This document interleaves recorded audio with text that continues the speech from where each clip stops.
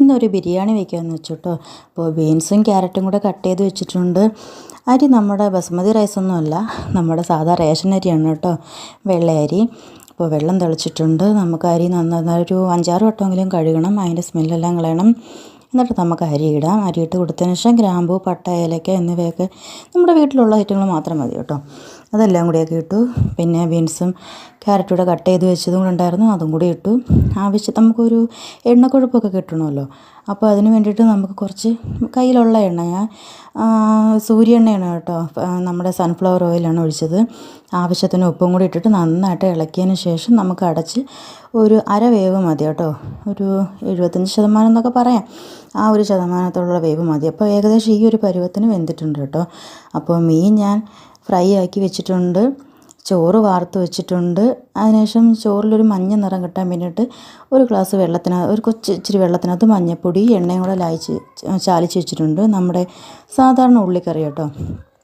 ഉള്ളിക്കറിക്കകത്ത് ഒരു മീൻ മുള്ള് കളഞ്ഞിട്ട് ആ മീനും കൂടി ഇളക്കി യോജിപ്പിച്ചാണ് കറി വെച്ചേക്കുന്നത്. അപ്പോൾ ആ കറിയിൽ നിന്ന് കുറച്ച് ഗ്രേവി മാറ്റിയിട്ട് ബാക്കിയുള്ളതിനകത്തോട്ട് ചോറ് ഇതുപോലെ ഇട്ടതിന് ശേഷം ബാക്കി ഗ്രേവി എടുത്ത് അതിൻ്റെ മുകളിലിട്ട് നമുക്കൊരു ചാറിൻ്റെ ഒരു അംശമൊക്കെ കിട്ടണ്ടേ, അതിന് വേണ്ടിയിട്ട് ഇട്ടതിന് ശേഷം പക്ഷേ അപ്പോഴിട്ടപ്പോഴത്തേക്ക് ഈ മഞ്ഞ വെള്ളം ഒഴിക്കാൻ മറന്നുപോയി കേട്ടോ.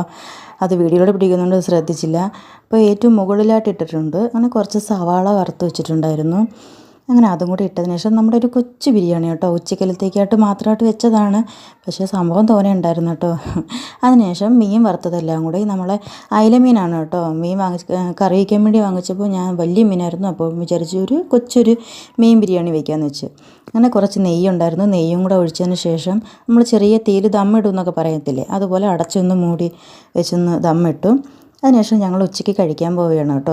അപ്പോഴും നമ്മുടെ കൊച്ചു ബിരിയാണി, നമുക്ക് കയ്യിലുള്ള സാധനങ്ങളൊക്കെ വെച്ചിട്ട് നമുക്ക് ഒരു നേരത്തെ ബിരിയാണിയൊക്കെ കഴിക്കണമെങ്കിൽ നമ്മൾ കടയിൽ പോയി 120 രൂപയൊക്കെ കൊടുത്ത് ബിരിയാണി വാങ്ങുന്നതിനും കഴിയും നമുക്ക് കൊതി മാറ്റാൻ വേണ്ടിയിട്ട് നമുക്ക് ഇങ്ങനെയൊക്കെ കഴിച്ചൂടെ.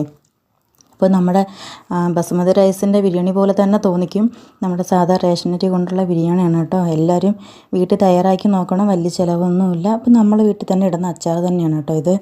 അങ്ങനെ കേട്ടോ, ഉച്ചയ്ക്ക് ആഹാരം കഴിക്കാൻ വന്നപ്പം പ്രതീക്ഷിക്കാതെ ബിരിയാണി കണ്ടപ്പോൾ അയാൾക്ക് ഭയങ്കര സന്തോഷമായിരുന്നു കേട്ടോ. ഇതെന്താ ബിരിയാണി? അങ്ങനെ ഞാൻ പറഞ്ഞു, ഇത് മീൻ ബിരിയാണി, ഫിഷ് ബിരിയാണിയാണ്, കഴിച്ചിട്ട് എങ്ങനെ ഉണ്ടെന്ന് പറയുന്ന ആൾക്ക് നന്നായിട്ടങ്ങ് ഇഷ്ടപ്പെട്ടു. മീൻ ഫ്രൈ കഴിക്കുന്നതിനെ കഴിയും ആ ചോറ് മാത്രം കഴിച്ചപ്പോഴാണ് ഇഷ്ടപ്പെട്ടു കേട്ടോ. അങ്ങനെ വൈകിട്ടോട് കൂടി ഞാൻ ചില്ലി ചിക്കൻ മേടിച്ചുകൊണ്ട് വരാം, ഇത് ചോറ് ബാക്കിയുണ്ടെങ്കിൽ അതിൻ്റെ കൂടെ കഴിക്കാമെന്ന് പറഞ്ഞു. അങ്ങനെ വൈകിട്ട് അത്താഴത്തിന് കഴിക്കാൻ വേണ്ടിയിട്ട് ചില്ലി ചിക്കൻ വാങ്ങിച്ചുകൊണ്ട് വന്നിട്ടുണ്ടായിരുന്നു കേട്ടോ. അപ്പോൾ ഏകദേശം ഒരു അരയോളം ചോറുണ്ടായിരുന്നു. അപ്പോൾ ഞങ്ങൾ 2 നാഴി അരിയാണ് എടുത്തത്. അപ്പോൾ ഉച്ചയ്ക്ക് ഞങ്ങൾക്ക് 3 പേർക്കും കഴിക്കാൻ തികഞ്ഞു. വൈകിട്ട് അത്താഴത്തിന്